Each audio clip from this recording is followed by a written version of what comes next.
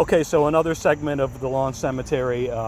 Forgive me for the short segments. We're not necessarily from the Audio Visual Club, but I just wanted to touch on the Umfrick family. They lived way up by off of Cazo Drive, almost by Trumbull, off of Route 108. And the parents, as you can see, were August and Jeanette. They passed away. Here's John, who was in Vietnam. Johnny Umfrick. Stevie also passed away, who was a very good friend of my brother Terry. He was extremely smart, but he was a little bit of a misadventure. He was living in New Orleans for quite some time as a cook, and then he came back up here and he passed away. So that's all I'll say about him. And they have a brother Billy, who's now living down in Florida. The last quick thing about the Umfrick family is that here's a marker from the Huntington Fire Company, who just had their 100th anniversary here in September of 2019. I guess he was a longtime member there. Okay, so here we are at the Shelton Monument, Shelton, Connecticut, Shelton. And now I'm going to come over here. This is another good example of the family has a marker with the last name, and then we've got the foot markers down at the foot of the graves. Here's Olin's. He passed away in April of 1947. And alongside him are his three wives, Victoria, Jane,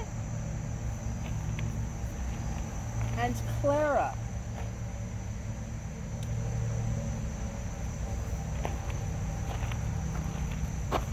Wow, his first wife didn't even make it out of the 1900s. Nope. No, she didn't. So Clara was was the first wife. And she was born in 1869, and he was born in 1866. Mm-hmm. So, and actually his last wife died in 1978. 1978. Wow, close to almost 92 years old. Yep.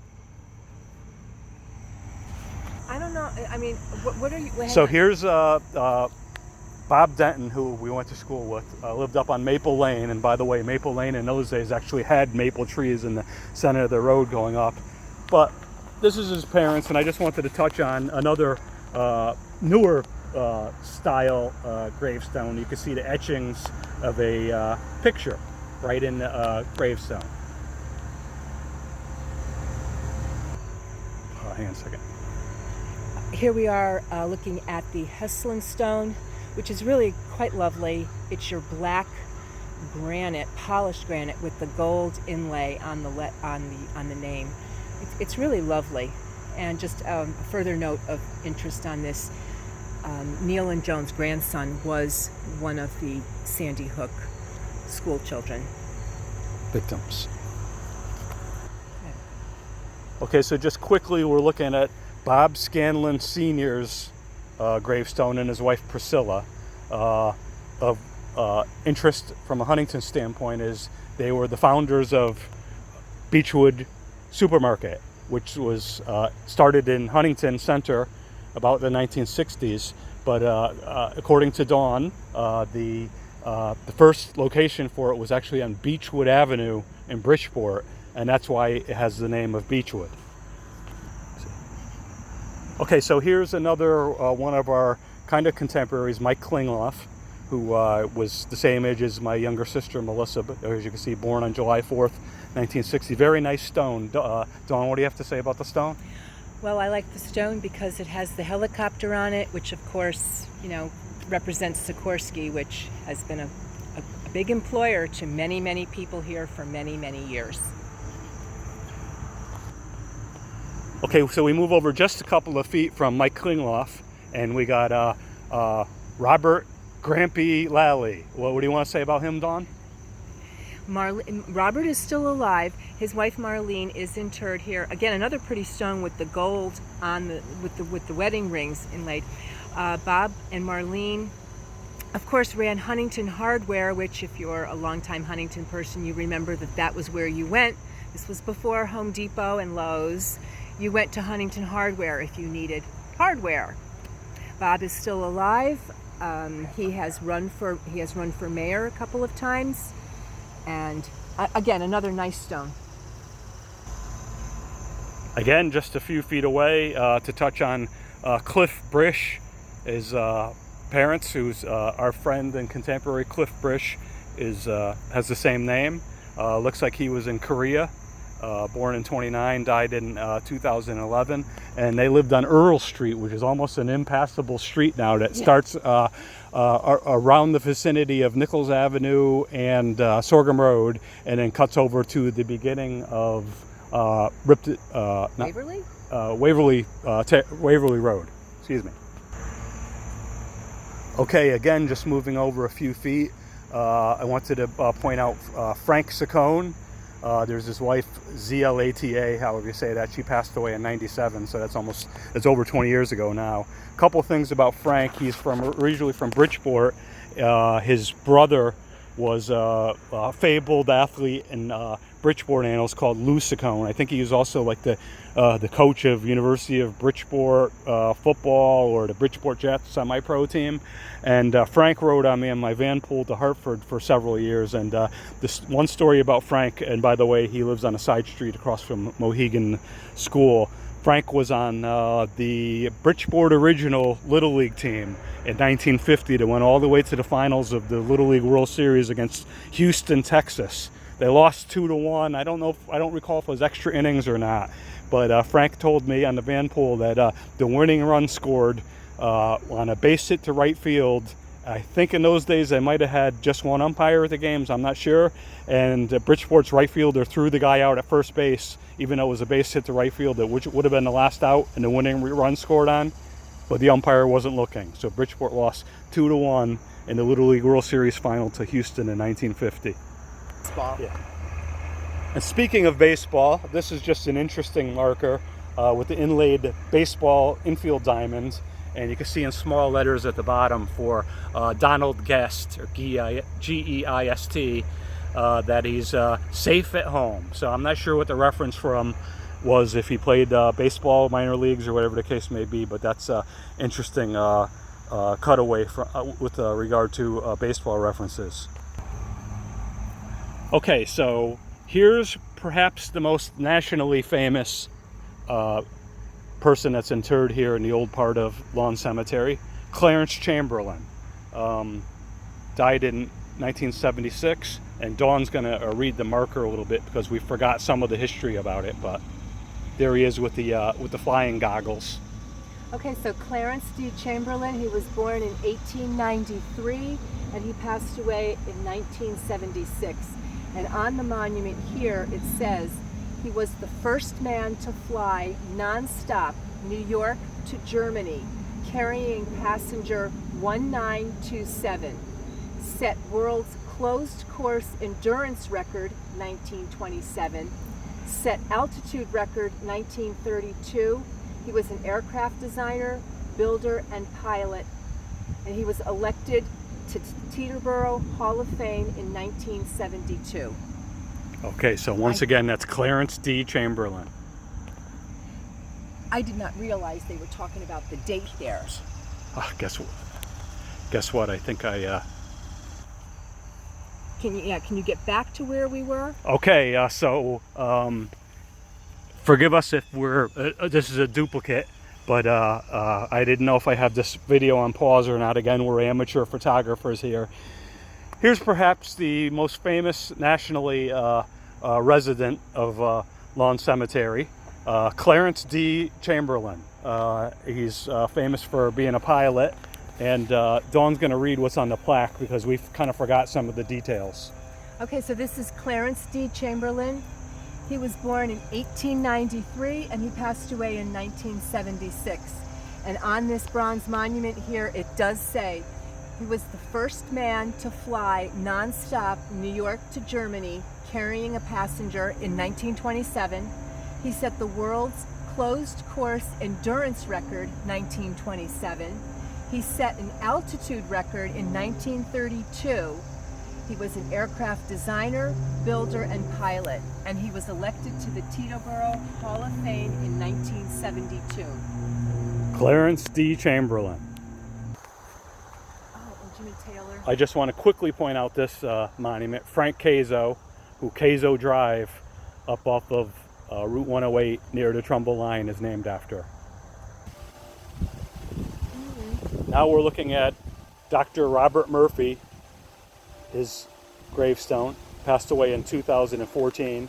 As you could tell by the name at the bottom of the headstone, it's an Irish kind of script.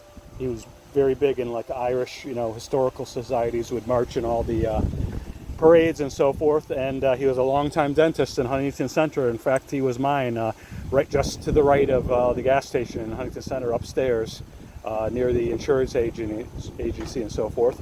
And I did vaguely remember the story that he learned to be a dentist in the service, but I'm looking at his headstone and didn't realize that he was a major in the U.S. Army. And just overlooking it to the left is Jimmy Taylor, born in 77, died at the age of 12 in 89. I wasn't necessarily around a lot in Huntington at that time, but apparently he was a newspaper delivery boy who got hit up in Upper Huntington, perhaps on Chamberlain Drive, and died as a result of getting hit. Okay, so now we move to the back right of the old part of the cemetery, and on certain stones the lighting, because of the sun's not so great, but here's a gravestone for Dion Prokop, born in 57. So he was same age, and he did go to St. Joe's. We did play Little League together. Dion and I turned a triple play at one time in Little League. I was playing third base. I got a line drive to me and stepped on third, and he was playing first, and I threw it over to him for the third out of a triple play. He died very young, unfortunately, October 16th, 1977, at the intersection of, I can't remember the name of the intersection now, but it's behind Yale Ball, almost by Forest Avenue, one of the side streets with the main drag that comes off of Yale Ball. So it was very unfortunate about Dion. Okay, so here's the front of the Tursky marker, and then we're going to go around to the back. Okay, so here's Kurt Tursky, a classmate of ours. Everybody's got a story about Kurt. Everybody He was a wild man. I like to say that he makes like John Belushi look like a choir boy. When he passed away in 2008, which is already 11 years ago, over 11 years ago, it was only then that I realized he was actually 5 days younger than me. So that's Kurt Tursky. And then John. So we have here we have the back of the Cans. They lived by the little bridge on Huntington Street, almost by the Berries, heading towards Huntington Center. We got Brian Can, and again, forgive me if the sunlight is not that great right now. He was born in 58 and died in 73. I believe it was up in White Hills. He was hunting, and it was a hunting accident. And then right next to him is one of the other brothers, John, that died like about 6 months later, and I think that was in a car accident in Derby or something like that. A white Corvette, if I remember. Okay. Dawn says a white Corvette, so that's the two Can brothers. He was driving a white Corvette. Okay, so we're in the unfortunate section here on the back right still. I didn't really know this kid, John Stockla, born in 1960, died in 77 on September 1st. I think he worked on his hot rod car, and then he got killed in a car accident up by the reservoir on Huntington Street. I remember the Suburban News had a picture of him. You can see his legs in the car still after he died. Right next door, also buried in, born in 1960s, Pete Southworth. I think he was also a car accident. And again, right next door, kind of almost legendary, Alan Ritchell, who's from over by, not Hare Circle, but right off of Buddington Road, very near here. He was a dirt bike racer. You can see he has a picture of himself on the on his grave. 1984, he was killed in a motorcycle accident near, it was on Shelton Avenue, down by where Long Hill Road comes out, kind of near where the Stowers gas station is. And speaking of unfortunate, just a couple feet over to the right, Mike Nolan. There's a stone. Mike, love is forever. Born in '59, died April 16th of '78. That was the first day of fishing season, and he was with Billy Olson. I forget where, it was like Seymour or Oxford or something like that. And they went in their car to warm up, and apparently they had an exhaust system problem, and they both got asphyxiated. Mike, what I remember about him is like he was kind of a little shit when we were kind of growing up, and then he went off to like Denver to diesel training school, and I remember talking to him a couple times right before he passed away, and he was like the sweetest guy, very nice. So it's very unfortunate. So just spinning around in the other direction, we have the Godin plot. There's Ron Godin Sr., born in '43 and died in '92 under mysterious circumstances, we'll just say. The proprietor of Esther's Hacienda, which was near Sikorsky's on the River Road. His son also passed away. And then we're going to spin around to the other side. Here's Gerald Godin from the U.S. Navy. Passed away in '71, also under mysterious circumstances, possibly shot.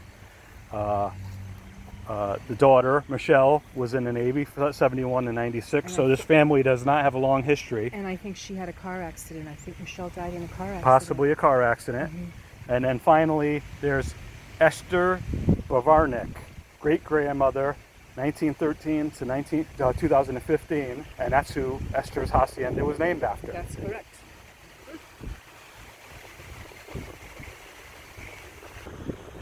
Moving down to the right of the right-hand section of the old part of the cemetery, here's Gray. I don't know that much about the background, so do you, Dawn? Yes, Lewis Gray was the funeral director in town early on, as you can see, because he passed away in 1912. But many of the entries in the burial log ledger, which is still written in to this day, Lewis was the funeral director, so his name, we have an entry field for who the funeral director / embalmer was, and Lewis Gray's name is mentioned quite frequently. And you can see in the background, you can see our east section over in the background of this picture here, this panoramic. That's our east section, which we started doing our first burial in 1998. And that's filling up rather quickly too. So this guy Gray died in 1912, so he was quite some time ago. Okay, so just as a point of reference, here's Chucky Bones Goldsmith. Goldspink, excuse me, not Goldsmith. They lived on Willoughby Road, halfway between Huntington and Shelton, off of Route 108, and unfortunately he died under mysterious circumstances himself. So a lot of people remember Chucky and his brother. So here's some members of the Bronson family. Maybe not necessarily this particular person, but likely somebody in the family was the ones that donated the land for Bronson Country Club, well known in Huntington Center. And this is just an example up near the center front. Somebody Isaac, excuse me, L. Edrin or something like that. Eldred. But anyways, the thing to point out about that is Civil War. Died in 1912, age 72. There's several of these in this cemetery. Yeah, I know we have. And we just happened to come across another Civil War one. Connecticut Volunteers, looks like 13th Infantry. Daniel Uford, Eufford, died age 72 in 1913. So it seems like we lost a lot of the Civil War guys around that time. Although I do know that they had reunions up until the early 30s for the Civil War. Not necessarily here, but nationally. So, the Union veterans. Okay, so here's an unpretentious one, but a fairly well-known Huntington citizen, Clarence Oppel. I think his son's named Clarence, and of course there's Ray also, who's an accountant locally. But anyways, they lived in a big house, the last one off of Huntington Street, which is right before you get on to Route 8, right before the Trumbull line, way up on the very end of Huntington Street. I think for a while it was like a child care place or something like that. So it's just past Langanke's florist.